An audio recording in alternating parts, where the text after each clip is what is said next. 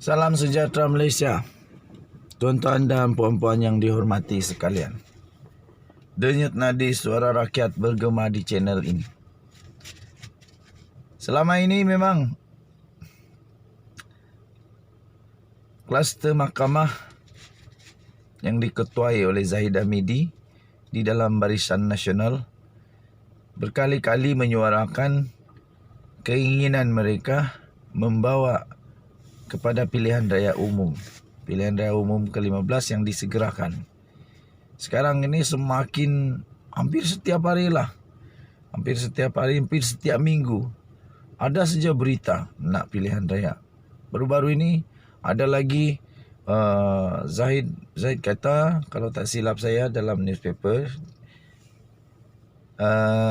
pembangkang hanya memanjangkan masa, mencari alasan supaya memanjangkan masa kerana takut dengan pilihan raya umum ke-15.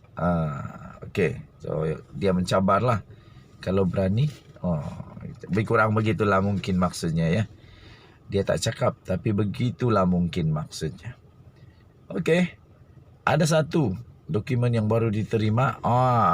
Kalau berani, kalau berani, Zahid berani tak buat benda ni? Tuan-tuan dan puan-puan yang dihormati sekalian,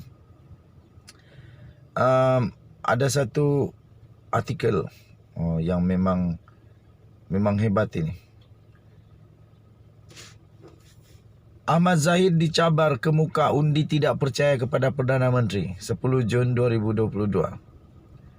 Presiden UMNO Datuk Seri Dr. Ahmad Zahid Hamidi perlu mengemukakan usul undi tidak percaya di Dewan Rakyat bagi mengesahkan keabsahan Perdana Menteri Datuk Seri Ismail Sabri Yaakob jika sekiranya mahu pilihan raya umum PRU15 diadakan segera. Ketua Parti Pribumi Bersatu Malaysia bahagian Segambut, iaitu Mahathir Mohamad Rais berkata, langkah itu dilihat lebih baik berbanding desakan dan cemuhan yang dibuat setiap kali pembangkang menyuarakan pandangan supaya pilihan raya tidak diadakan tahun ini.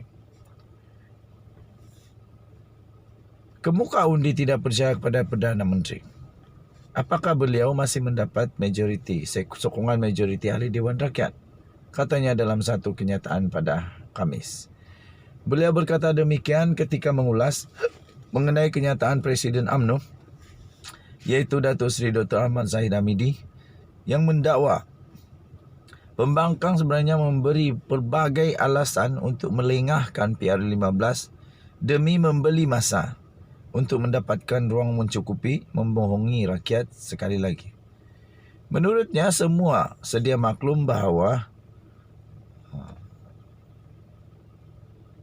maafkan saya, apa jadi ni? Menurutnya semua sedia maklum bahawa pilihan raya akan menelan kos berbilion ringgit. Katanya di saat rakyat sedang dihimpit kesusahan nyata pada hari ini, Presiden UMNO seharusnya cakna dalam memastikan wang sebanyak itu digunakan untuk membantu rakyat dan bukannya berhabis berbilion ringgit untuk nafsu politik beberapa kerat manusia, katanya. Okey. Tambahnya lagi, apa ni? Okey. Handphone ada masalah lah. Nak baca pun susah. Apa ni? Okey. Jelasnya langkah demokratik yang Zahid cadangkan agar rakyat mendapatkan semula sebuah kerajaan yang kukuh bukanlah dengan mengadakan PRU15. Katanya bukan isu ekonomi dan sara hidup yang tinggi saja yang perlu difikirkan kerana negara kita juga belum selesai perang dengan wabak COVID-19. Katanya saya menyeru agar ahli parlimen dan ahli Dewan Undangan Negeri tidak menjadi badut kepada kepimpinan tertinggi parti masing-masing. Sebaliknya perlu fokus kepada isu untuk menyelesaikan masalah rakyat.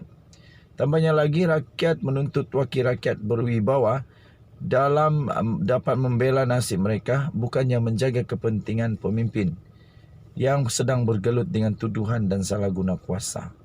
Sakitnya aku di sini. Ini memang pedas sungguh. Okey.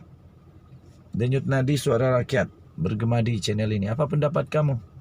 Kemarin saya dah keluarkan satu video tentang komen seorang netizen di dalam channel ini, penonton di dalam channel ini, di mana beliau berkata, PRU15 itu bukan kehendak rakyat. Rakyat tak mau. Apa pendapat kamu? Kamu maukah pilihan raya umum segera dibuat dalam keadaan sekarang?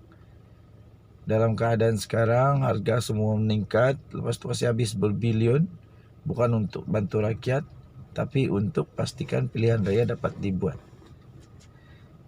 Saya tak ada masalah kalau nak buat, tapi saya tak setuju kalau buat sekarang. Kenapa nak tergesa-gesa buat, saya pun tak tahulah. Okey, tuan-tuan dan puan-puan yang dihormati sekalian, kita jumpa lagi. Bye-bye. Salam sejahtera Malaysia, denyut nadi suara rakyat bergema di channel ini. Baru sebentar tadi berita yang amat mengejutkan seluruh politik negara Malaysia. Apabila orang besar Barisan Nasional, orang kuat UMNO, orang kuat menyokong Najib Razak agaknya, telah ditamatkan perkhidmatannya di dalam Barisan Nasional. Ini mengejutkan dan memang menggemparkan seluruh negara. Beliau pernah mencabar untuk berdebat dan macam-macam lagi lah. Okay. Daripada Malaysia kini baru diterbitkan, akhirnya kita dapati berita yang sangat penting ini. Barisan Nasional Selangor mengesahkan telah menematkan Hikmat Isham sebagai Ketua Penerangan Barisan Nasional. Barisan Nasional Selangor telah menamatkan Hikmat Ketua Penerangan mereka, iaitu Isham Jalil, berkuat kuasa serta-merta. Perkara itu telah dimaklumkan oleh Isham selepas satu surat telah dikeluarkan oleh Setiausaha Barisan Nasional Selangor, iaitu Muhammad Satim Diman, bertarikh 3 Jun yang lalu.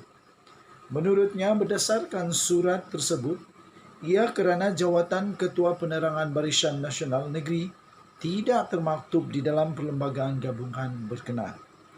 Katanya, saya ingin mengucapkan terima kasih kepada semua pihak yang telah bekerjasama dan berjuang bersama saya sepanjang tempoh perkhidmatan saya sebagai Ketua Penerangan Barisan Nasional Selangor. Tambahnya lagi, perjuangan kita belum selesai.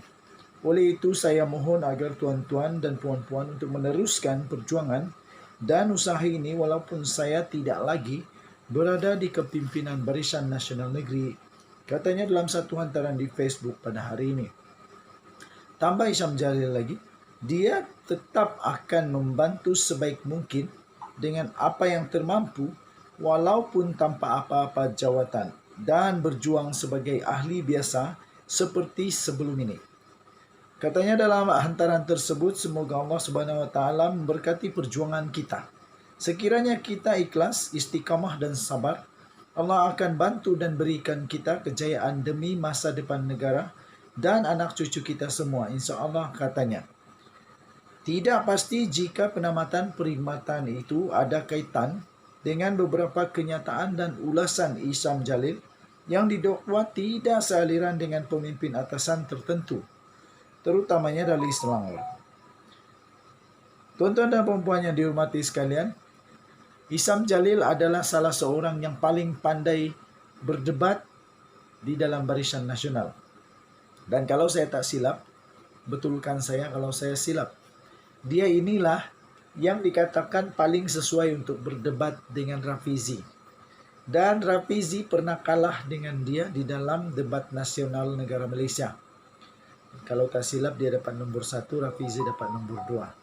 Sekarang, dia tidak lagi ada apa-apa jawatan di dalam Barisan Nasional Negeri Selangor. Apa yang akan terjadi kepada Barisan Nasional di Selangor selepas ini?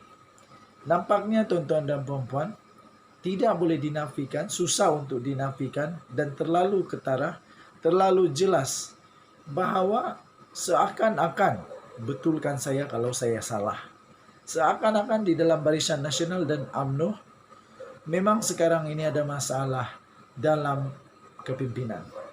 Ada yang sokong A, ada yang sokong B, ada yang sokong C, dan sebagainya. Terbaru, di dalam Konvensi Barisan Nasional pun, ada beberapa pemimpin yang dengan lantang tidak setuju dengan pendirian daripada orang besar Barisan Nasional UMNO, Zahid Hamidi.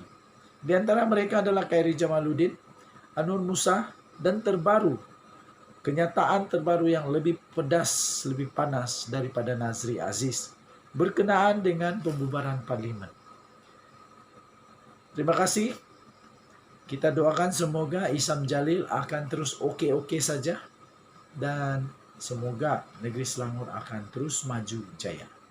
Denyut nadi suara rakyat bergema di channel ini. Kita jumpa lagi. Jangan lupa tekan butang subscribe, like, dan share. Kita jumpa lagi.